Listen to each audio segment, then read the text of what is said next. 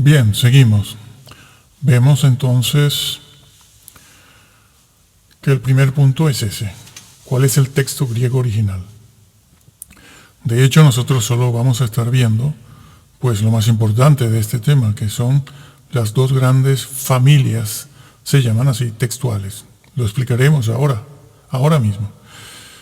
Entonces, eso es lo primero. Cuando usted quiere saber cuál es la palabra de Dios, dónde está, tiene que saber de dónde viene. Ya sabemos que los originales no se conservan porque eso fue hecho en papiro, que se deteriora, un material que se deteriora con mucha facilidad, o también no solo por el tiempo, sino porque los hongos, la humedad y toda una serie de cosas, el uso también, y se deterioran, pero ellos sacaron copias, fueron, como vamos a ver en un momento, haciendo copias.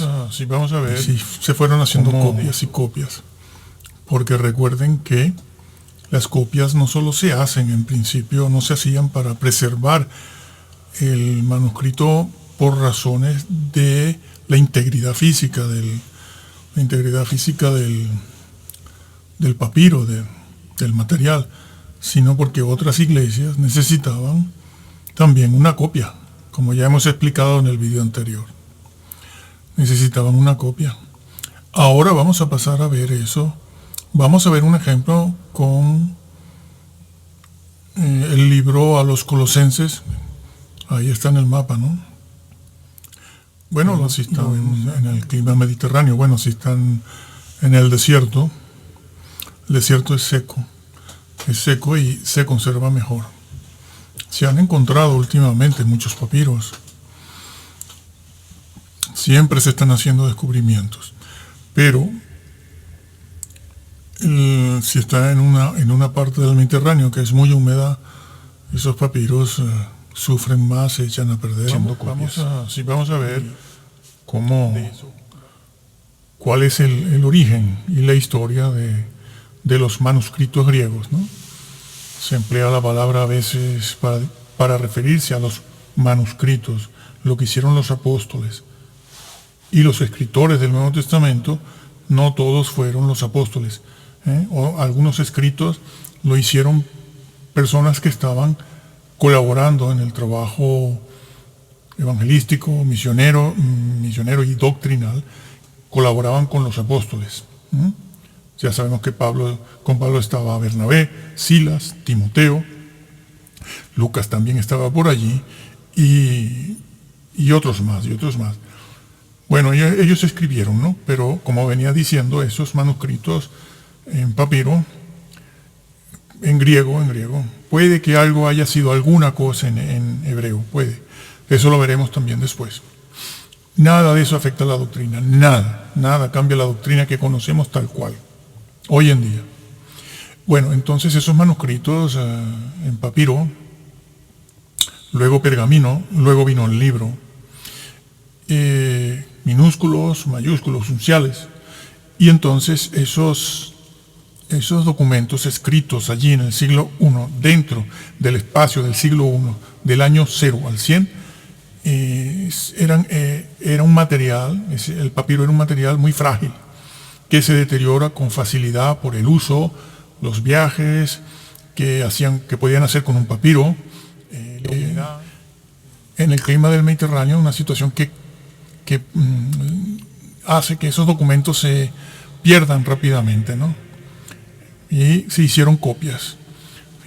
Los apóstoles hicieron lo que se ha dado en llamar los autógrafos, que salieron de la mano, el puño y la mano, la pluma de los apóstoles o escritores del Nuevo Testamento, que ellos tenían a veces lo dictaban, ¿sí?, a alguien que se los hacía escrito a mano. Y entonces ellos escribieron eso y lo enviaban a las diferentes iglesias. Y vamos a ver el mapa de las iglesias a dónde esos manuscritos fueron dirigidos, ¿no? Se corrompían y habían que hacer copias. O sea, tenemos el original, el texto original, que lo hizo Pablo, pero como se deteriora y se va a deteriorar, entre otras razones, hay que hacer una copia. y después se hizo una copia de esa copia, y después se hace una copia de la copia de la copia. Y en ese trabajo sucedieron cosas. Vamos a verlo. Primero vamos a ver esto en el mapa, ¿no? Un mapa de la época. Este es un mapa de la época. Y podemos ver aquí la tierra de Jerusalén. Aquí está el mar salado, sí. Aquí vemos a Samaria. Aquí está Jerusalén, ¿no? En este punto, donde está la flecha. Vemos Samaria. Y aquí vemos a Damasco, el lugar al cual se dirigía Pablo cuando fue alcanzado por la gracia de Dios. Vemos Antioquía. Podemos decir que aquí en Antioquía estaban los creyentes, la iglesia a la cual pertenece Pablo, podemos decirlo de esa manera. Pertenecía Pablo a esta iglesia aquí, en el norte. Todo esto es Siria. Y hoy sigue siendo Siria, sí. Toda esta región. Hoy en día por aquí está el Líbano, está Siria, etc. Pero estamos ubicados en el mapa de aquella época, del siglo I, II, III.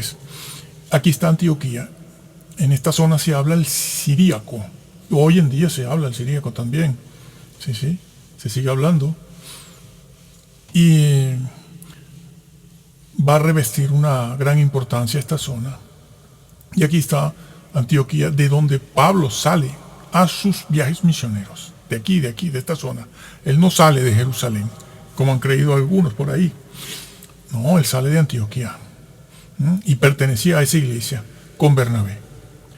Y él escribió, sus cartas fueron escritas, todas sus cartas, también vamos a ver las del apóstol, cómo era la situación. Vamos a ver cómo era la situación de estos textos, porque es que para eso estamos viendo todo esto, y todo eso que estamos viendo es necesario verlo para poder ubicarnos en el siglo y en el contexto histórico donde ellos escribieron y a quienes escribieron. Pablo se convirtió cuando iba camino a Damasco, a los creyentes que estaban aquí en el mismo siglo I, en los mismos tiempos, en el mismo tiempo de Pablo y del Señor Jesús, allí, Damasco. Él iba camino a Damasco persiguiendo a los creyentes. Un poco más arriba tenemos Antioquía, porque Pablo, como creyente cristiano, va a pertenecer a esta iglesia donde está Bernabé. Bernabé y Pablo salen de esta iglesia como misionero en su primer viaje misionero. Y vemos aquí en esta zona, la actual Turquía, en aquella época Asia Menor, porque esto pertenece a Asia Menor. Todas las cartas de Pablo y de los apóstoles fueron dirigidas a esta zona. Nada más. Los originales llegaron a esta zona. Los manuscritos, autógrafos originales, como les dije ya, en papiro, que se deterioraba muy pronto, tenían como destino esta zona, y una carta tenía como destino Roma. En cuanto a Europa, Roma solo, Roma. Pero el grueso de las cartas vinieron aquí. Vamos a ver qué pasó con esos manuscritos autógrafos en esta zona. Las iglesias del Apocalipsis, también de Asia Menor, Pérgamo, Tiatira, Sardis, Filadelfia y la Odisea, están aquí. Fue el Señor quien escribió esto. Se lo dictó a Juan, y le dijo a Juan, Juan el apóstol, cuidado. Juan el apóstol, porque por allí han querido meterle ese Apocalipsis a otros Juanes. Todas sus cartas, también las del apóstol, a todos los creyentes de esta zona. Esto es Asia Menor. Esto es Asia Menor.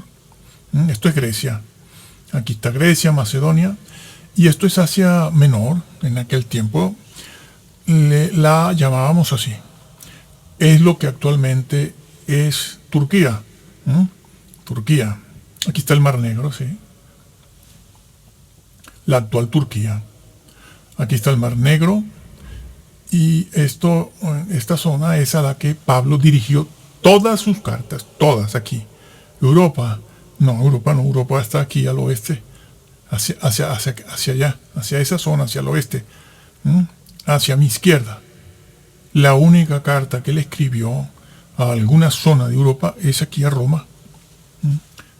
Quizás el último viaje que hizo Pablo, ¿no? Como pueden ver aquí en este mapa. Entonces, Pablo dirigió, por ejemplo, una de sus cartas fue dirigida aquí a esta zona de donde está Pérgamo. Miren, Pérgamo está aquí. Esta es la iglesia aquí de Pablo. Jerusalén abajo, al sur. Bueno, una de sus cartas, el Apocalipsis menciona a Pérgamo. Pero tenemos aquí a Filipos. Pablo escribió a los filipenses. Aquí está Tesalónica, escribió aquí otra carta a los tesalonicenses. Primera y segunda a los tesalonicenses, pero eso no es Europa, eso es Turquía y Grecia. El sur de Macedonia aquí. Después tenemos por aquí Berea, los hermanos de Berea, Berea está aquí. Aquí está Corinto. Pablo escribió 2 o 3 epístolas a los corintios. Aquí está Atenas, ¿no? Atenas. Bueno, y sus cartas fueron dirigidas a esta zona. Por aquí tenemos Éfeso, terrible. Por cierto, aquí está la Odisea, que está muy cerca tiene que estar cerca de Colosas. Bueno, aquí no he puesto Colosas, pero Colosas está por aquí. O aquí, perdón. Escribió a los colosenses, tesalonicenses allá, a tesalonicenses aquí arriba, a los filipenses, aquí a Colosas. Y bueno, aquí está Listra, que está mencionada en la Biblia. Esta es Antioquía, pero Antioquía de Pisidia. Si no lo dice ahí, se los digo yo. Es Antioquía de Pisidia, porque esta es la Antioquía de Siria. ¿Dónde está Siria? Antioquía de Siria. Bueno, Tarso, de donde es Pablo, ¿no? De donde es Pablo. Bueno, las cartas de los apóstoles y los escritores del Nuevo Testamento fueron dirigidas a esta zona. Nada más. Y desde ya les digo que todas esas iglesias estaban formadas por gentiles. Todas esas iglesias, bueno, no hace falta sino leer las cartas, como estamos haciendo aquí. La iglesia en Roma también, por gentiles, estaba formada por gentiles todas, y todas estaban formadas por prosélitos, judíos prosélitos, es decir, gentiles convertidos al judaísmo de aquel momento, y también por judíos propiamente, sobre todo en esta zona de Colosas. Colosas debe estar por aquí, no lo han puesto. A lo mejor buscamos otro mapa. Vemos este mapa. Este es parecido al anterior, pero sí incluye aquí a Colosas, la Odisea y Colosas. Esto estaba lleno de judíos cristianos. Bueno, los ebionitas, el vocablo ebionita viene de allí, de esa época y de ese siglo, y de esas iglesias que le amargaron la vida a Pablo. Bueno, estaremos viendo eso también, seguiremos, porque ya lo hemos visto con el estudio, la exégesis que hicimos en parte a los capítulos 2, 3 y 5, a los Gálatas. Bueno, aquí está Galacia, ¿lo ven? Bueno, aquí está Colosas, eso estaba lleno de judíos. ¿Por qué? Porque, no saben por qué, porque era una zona muy rica, de mucho dinero. Desde Colosas, mandaban los judíos cristianos y no cristianos, los ebionitas y los judíos propiamente judíos que no eran cristianos, no eran ebionitas, mandaban mucho dinero a Jerusalén para cumplir con el diezmo. Y bueno, la ofrenda que se hacía al templo de Jerusalén. Eso es toda una historia que no estamos viendo aquí. Pues esta zona tenía muchos ebionitas, cristianos, que querían, tal y como aparece en el libro de los Hechos, el capítulo 15, querían que los cristianos, tanto prosélitos, los prosélitos no, pero los cristianos que estaban recién convertidos, que venían del mundo gentil, que se habían convertido con Pablo, con la predicación de Pablo, pues estos judíos cristianos ebionitas querían que ellos hicieran la circuncisión para ser salvos. Vienen con este cuento. Entonces, esa zona, ahí habían muchos judíos ahí, por eso en la carta a los colosenses se dice que ellos no necesitan circuncidarse, no necesitan fiestas, no necesitan guardar días, ni sábados, ni nada de eso, porque Jesucristo es suficiente y lo es todo. Ahí es donde está Colosenses 2:9, donde por esa razón el apóstol Pablo les dice a los creyentes de allí, de Colosas, les dice, porque en él, en Jesús, habita la plenitud de la deidad. Corporalmente, lo dice. Habita en él. Ustedes no necesitan días de fiesta, no necesitan guardar el sábado, es que lo dice de manera directa. De manera directa. No necesitan experiencias angelicales, que esto le está gustando muchísimo a todos los evangélicos, por no haber, para que se sepa cuál va a ser el manuscrito inspirado por Dios, porque esto lo estamos viendo para descubrir cuál es el texto, el manuscrito griego. ¿Qué rumbo tomó? ¿Por dónde fue? ¿Qué pasó? Idioma casi simultáneo. Versión que se hizo fue la de al idioma siríaco-arameo. Hemos puesto ahí siríaco-arameo porque son idiomas muy parecidos. En realidad, a lo mejor el siríaco es también un dialecto, ¿no? Bueno, ahora no vamos a entrar en ese estudio porque estamos viendo otra cosa. Pero casi simultáneamente se hizo con la versión al latín. El latín seguramente fue la primera versión que se hizo del griego al latín, del griego original al latín. Habría que ver sobre qué base, sobre qué manual griego se hizo la versión al latín, porque no se hizo sobre la versión manuscrita original. No lo vamos a demostrar. El latín no registra el texto mayoritario. Y vamos a ver las trampas que hay en esto también.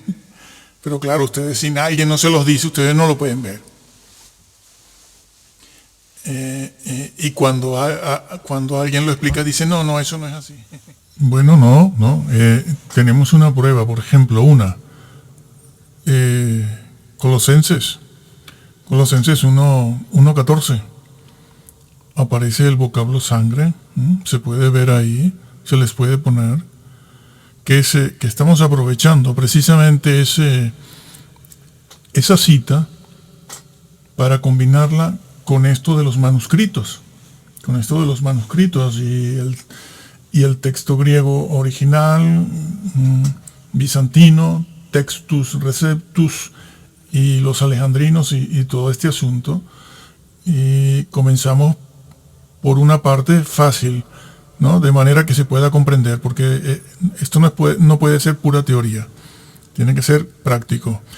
Y eso está demostrado ahí empezamos con Colosenses 1:14, porque además toca un tema vital en la Biblia, que es la sangre de Cristo. Bueno, han dicho que la sangre no es un talismán o un amuleto o algo así. Bueno, en un sentido tienen razón, pero en otro sentido se han equivocado. Pero bueno, no vamos a entrar ahí en eso, porque la base de la salvación está en la sangre. Si no hay sangre, no hay expiación. Lo que salva al hombre es lo que sucedió en esas 3 horas en la cruz. En la cruz, esas 3 horas aproximadas, lo que sucedió ahí, eso es lo que salva al hombre. Y de lo que sucedió durante esas 3 horas en la persona del Hijo de Dios, en Jesús, colgado en esa cruz, lo importante de eso es la sangre. Sin derramamiento de sangre no hay remisión de pecados. Esa sangre ha cambiado el universo entero y ha cambiado la historia y la eternidad. Y es un tema olvidado, se habla muy poco de eso. Pero es el Textus Receptus, es el único lugar de toda la revelación donde aparece el vocablo sangre. No aparece en ningún otro texto. No, los alejandrinos, ninguno tiene ese versículo de Colosenses 1:14. Aparece, sí, Colosenses está, pero no tiene la palabra sangre. La han eliminado de ahí, la quitaron. De ahí, de muchos otros sitios, lo cual, como quitaron la palabra, el vocablo Señor, Cristo, Hijo de Dios, son vocablos que apuntan a la persona de Dios mismo, a su Hijo, y a la esencia de la salvación y la persona del Hijo de Dios. Esos vocablos, si tú me eliminas todos esos vocablos del manuscrito griego, me quedo sin nada. Que tengo un Salvador moralista. Que Jesús era moral, claro que sí. Y hay un ejemplo moral, desde luego, pero lo que te salva no es la moral, sino la sustitución. Fue un sustituto, el Cordero de Dios. Y ahí en esa cruz, donde Él sufrió algo que jamás lograremos comprender, lo que Él padeció ahí, es lo que cualquier persona que no acepte, que no reciba, que no entienda, que no siga a la persona de Jesús, lo que Él pasó allí, lo va a pasar esa persona en la condenación eterna. Lo va a pasar allí. Porque Cristo lo que, entre otras cosas, porque esto es muy complejo, entre otras cosas, lo que Cristo hizo allí es sustitutorio, es vicario también, para todo aquel que se salve, claro. Y Él lo padeció, esos sufrimientos que están allí, Él los padeció por ti, por mí y por todos, porque allí deberíamos estar todos. De hecho estamos, a menos que aceptemos el mensaje de salvación y redención. Si lo aceptamos, allí no tendremos que ir, en la condenación, en el lago de fuego. Y si usted me empieza a eliminar el vocablo sangre de varias partes, el vocablo señor, señorío, etcétera, entonces usted me está quitando, como cristiano usted es una cizaña porque me está quitando el plan de salvación original. Me lo quita. Claro, me está dejando la Biblia descafeinada, sin el mensaje. Eso está muy bien representado en la síndone. En la síndone, sí, que es una señal para los últimos tiempos. Y eso es un elemento científico. No es para que la gente se convierta, es una señal. Bueno, pero no es nuestro tema tampoco aquí. Y todo eso está manchado de sangre redentora, que ha llegado a nosotros hoy en día. Pues ese vocablo no aparece sino en el Textus Receptus. La Vulgata no lo tiene. Pero antes de la Pichita estuvo la Vetus Siríaca. Como antes de la Vulgata estuvo en la versión, se realizó la versión a la Vetus Latina, que es el antiguo latín del siglo II. Y el siríaco arameo es del siglo II también. Del 160 a 180. El latín fue justo un poquito antes. Después se hizo una versión al copto, que es el idioma del norte de Egipto. Al armenio también al idioma armenio. Entonces se empezaron a hacer versiones a esos idiomas. Pero la pregunta es, ¿qué manuscrito griego se utilizó para hacer esas versiones? ¿Qué griego es el que sustenta esa versión? ¿Qué griego es el que sustenta esa versión? Bueno, ya aquí hay problemas, porque el diablo siempre ha estado metido en todo esto. Eso viene del Antiguo Testamento, no en vano el Señor con Jeremías 8 en varios sitios. Habla de la pluma mentirosa del escriba. Nadie está inventando nada, eso está escrito. Y en Jeremías también se habla de los creyentes que luchaban contra los creyentes infieles. Eso está allí en Isaías. Entre Isaías y Jeremías no sé si Ezequiel también,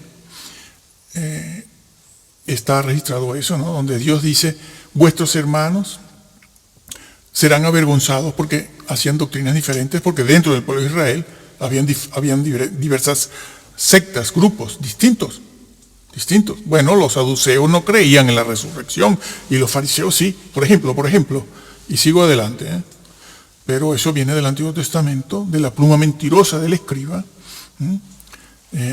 pero no entramos en esos detalles. ¿Y dónde el Señor habla de los creyentes, los diferentes grupos de creyentes en el Antiguo Testamento que estaban en lucha doctrinal, entre ellos la clase sacerdotal y profética también, y bueno, los reyes, entre ellos, y dice que esos hermanos van a ser avergonzados en el día del juicio. Eso está escrito, Ahora no me detengo a leer eso porque si no, no nos desviamos de esto.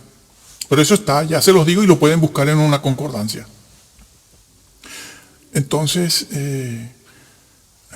bueno, el rollo de Isaías del Mar Muerto sí tiene resurrección, mientras que el otro, porque es un Isaías que no fue manipulado, el libro de Isaías, no fue manipulado, mientras que el que vino después del siglo I, ese está tocadito, y quitaron de ahí cosas, porque no creen ni en la deidad ni en la resurrección de Jesús. Bueno, pero son muy salvos. Entonces la pregunta es esa, ¿qué griego sustenta esta versión y esta otra versión? ¿Qué griego? ¿Esta versión? Podemos ir a los mapas.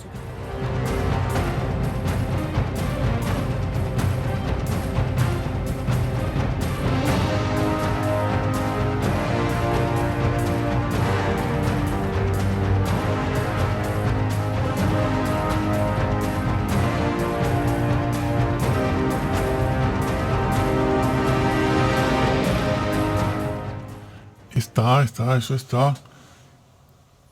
Sí. Bueno, es que lo dice Jeremías. Isaías también. No, lo buscamos. Isaías. Bueno, hay muchas marcas aquí, pero Isaías, el último capítulo, es muy fácil de recordar. El 5.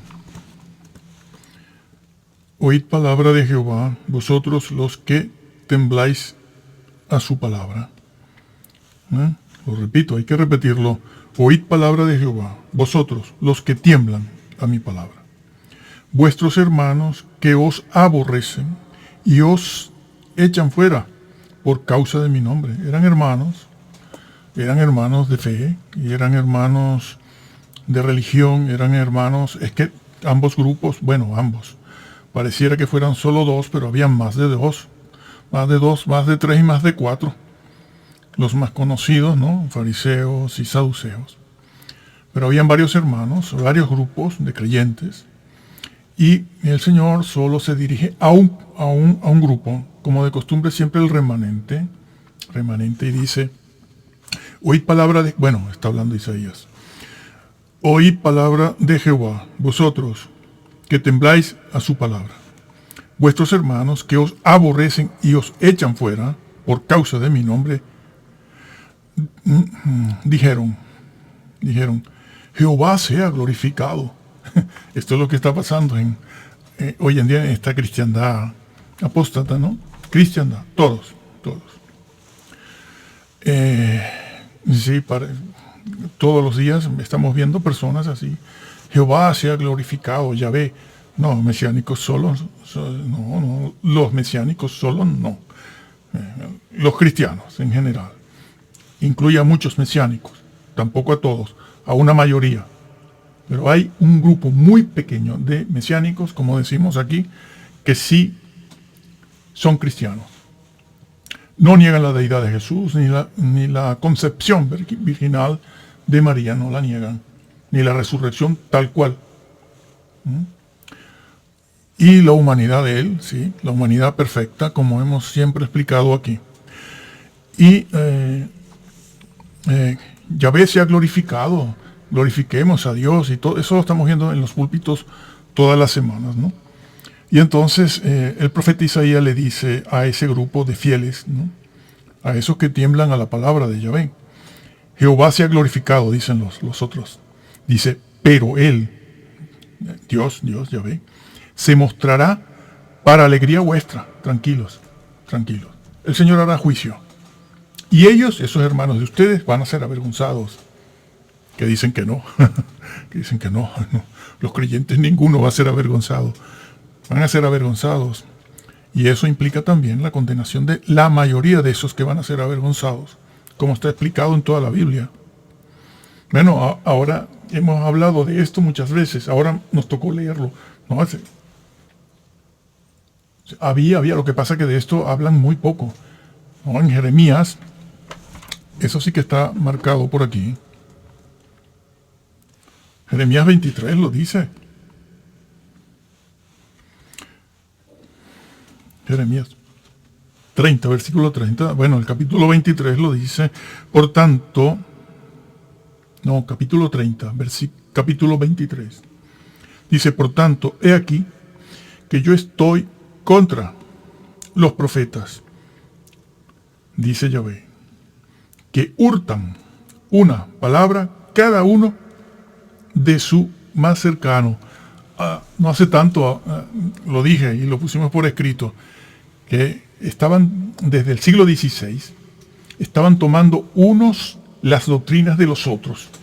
Y este toma de aquí estos temas. Después llegó el otro en el siglo XVI, en el XV, XVI, el XVII, y tomó de este otro en estos temas estas doctrinas, estas verdades, y después tomó de este otro otra cosa, y después tomó de este otro otra cosa, y después otra cosa, y las juntó. Y entonces crea su denominación, más lo que él mismo crea, inventa, como buen psicópata. No se fueron a la Biblia e hicieron la exégesis directo. No lo hicieron.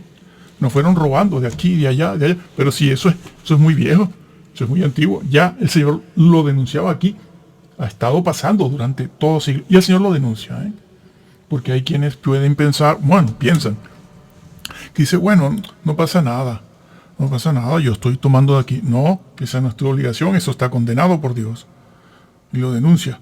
Y bueno, lo hacen hoy, van a un blog y toman de aquí, y después van al otro blog, de esta otra persona toman esto, y a mí me gusta de esto, y así, y van viendo los vídeos también, y dice, este tema de aquí, yo lo hago, y entonces juntan todo, ¿no? Y se van de la Biblia, no hacen exégesis. Bueno, es propio de estos señores, de la predestinación y la preservación, ¿no? Porque dentro de ellos hay muchos matices diferentes y como ya explicamos hace más de un año, incluso entradas. Pero ellos se mantienen ahí con eso porque les interesa. Y entonces, pero Dios eso ya lo denunció hace siglos. Yo voy a juzgar eso y van a ser avergonzados por no haber respetado mi palabra. Lo mismo han hecho con los manuscritos, todos, que nacieron en Egipto. Allí habían centros de copistas en Egipto, ¿sí? Hablaremos de eso dentro de un momento, pero termino la idea aquí porque no nos vamos a detener en esto. Pero se los doy de referencia. Y lo mismo han hecho hoy con los manuscritos, el texto griego, que es una confabulación, sí señor, una confabulación para condenar a la iglesia, que la están condenando. Bueno, el 80, el 90% está condenada. Incluso siguiendo el manuscrito verdadero, que es el de Erasmo, texto recibido, lo consiguió él, y en nuestro caso la traducción de Casiodoro. No metan a otra persona, que he visto por ahí que hablan de la Biblia de Casiodoro, pero ya no lo nombran a él, sino a Cipriano, la Biblia del Cántaro. Yo digo, ¿y esto qué es? ¿Qué están haciendo? Pero muchos es porque no tienen una visión amplia de la historia y los acontecimientos, y a otros porque les interesa. Esto es un tema larguísimo, muy profundo, y te pasas muchos años estudiando esto para saber algo. Entonces, regreso aquí al libro. Y el Señor les dice Cada uno toma, está hablando de profetas. Ojo, lo más alto que ve en Israel después del rey. Y dice, ustedes se roban las doctrinas, las creencias, las visiones, las profecías, es lo que estamos viendo hoy otra vez, porque al final de la historia volvería a suceder lo mismo, y está sucediendo. Deuteronomio 13, también lo podemos buscar y leer. Deuteronomio 13, sí.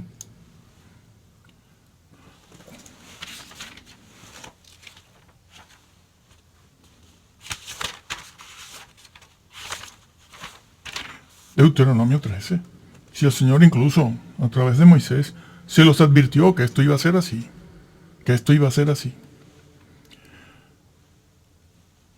Cuando se levantare en medio de ti, profeta o soñador de sueños, y te anunciare señal o prodigios, y si se cumpliese la señal o prodigio que él te anunció diciendo, además, aprovecha el profeta para llevar el agua a su molino, ¿no?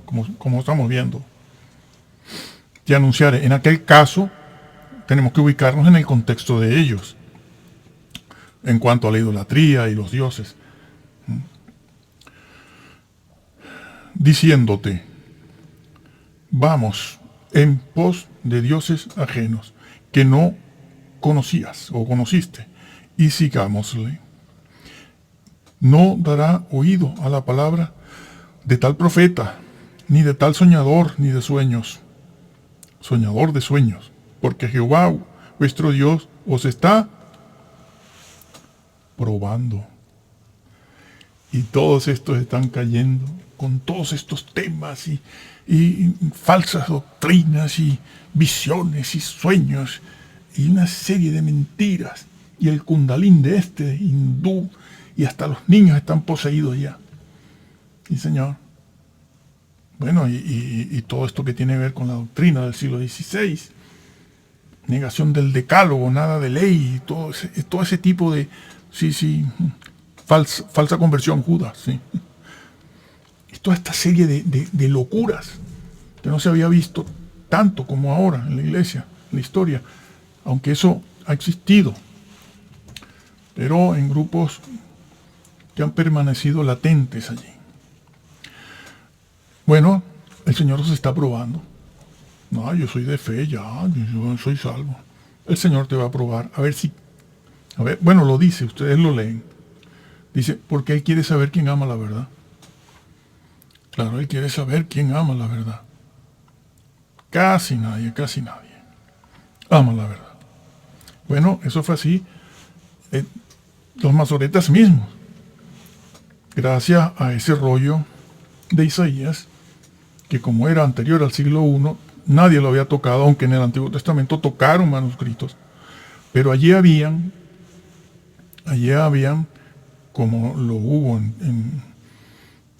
es que en la época de Pablo habían copistas, escribas profesionales cristianos, profesionales de la época de Pablo. Eso está escrito en la Biblia, están los versículos en Romanos, Segunda de Pedro, que fueron los que hicieron copias, respetando el original, allí en la zona de Antioquía, y hacia Antioquía porque estaba Pablo, era la iglesia que envió a Pablo con Bernabé.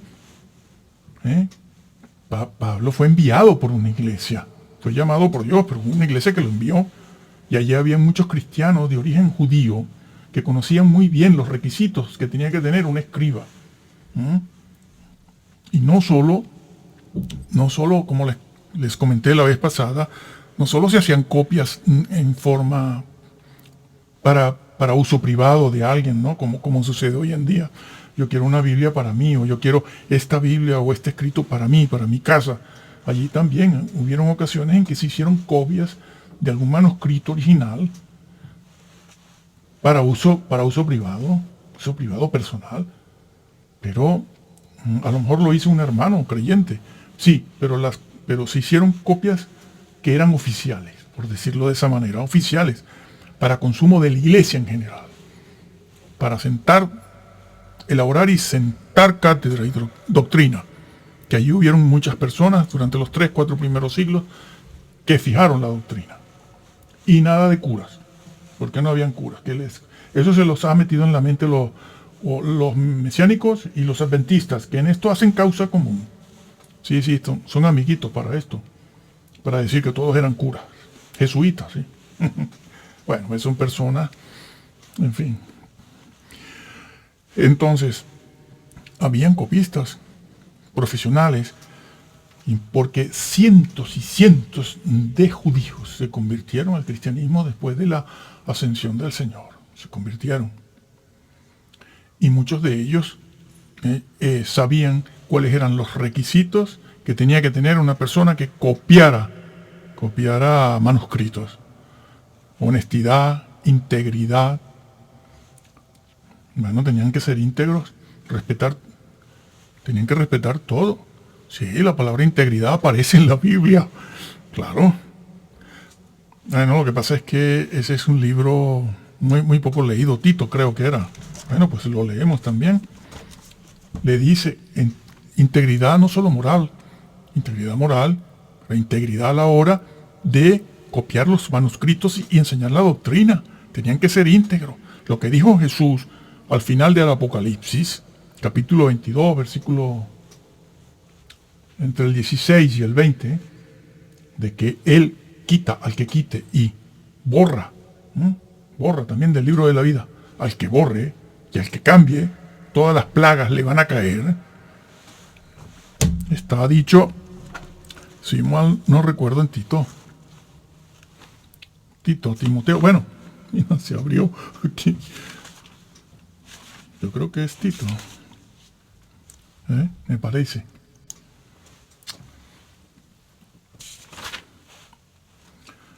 Tito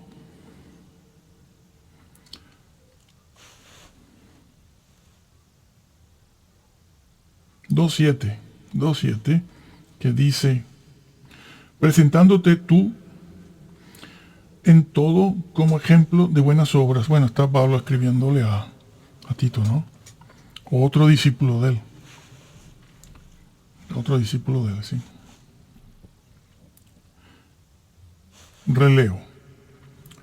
Presentándote tú en todo como ejemplo de buenas obras. En la enseñanza, mostrando integridad. Aquello de las sanas palabras, ¿sí?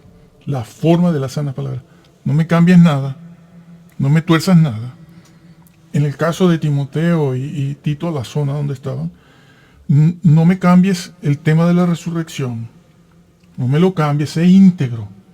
Y si dices una cosa aquí, no me descuides esta otra, porque la integridad tiene que ver con eso. Sé íntegro en todo. Y aquí lo dice, en la enseñanza. A ver. Seriedad, dice, mostrando integridad, seriedad. No, porque estos hacen énfasis en un versículo, en 2 o 3. Desbalanzan, desubican completamente la balanza. Y se olvidan de los demás y van por los temas, la temática. Judas era una falsa conversión y esas cosas, ¿no? No son íntegros. Integridad significa que ha de poner lo otro también. Y a poner lo otro y la otra pieza. Sé íntegro. No te parcialices hacia un lado. No te parcialices. Sé íntegro. No como que el cristiano que en un grupo se muestra de una manera, se comporta de una manera. Cuando está con el otro grupo se comporta de otra distinta. No es íntegro. Es difícil, sí. Es difícil. Pero son profetas. Y son cristianos de muchas cosas. Pero no. Al Señor nadie lo engaña, como estamos leyendo en el Antiguo Testamento y el Nuevo. Sé íntegro en la enseñanza. No me desbalances el equilibrio. Enséñalo todo. No te me parcialices. Retén la forma, el modelo de las sanas palabras. Bueno, entonces, allí se quitaban las doctrinas unos a otros, las enseñanzas. Y el Señor lo denuncia. Y le dice, es que yo permito todo esto para saber quién ama la verdad y quién la sigue. ¿Quién la sigue? Y todos estos se van, son los primeros que están viendo a ver si la luna se pone roja, para enseguida salen con unos audífonos, ya a profetizar el fin, mañana. Y llevamos 25 años en esto, nosotros diciéndoselos que no va a venir, y se los digo ahora otra vez, el Señor no va a venir mañana, otra vez, ni pasado, ni el próximo año. Dedíquense a ser fieles, a conocer la palabra, dedíquense a la doctrina, como tiene que ser.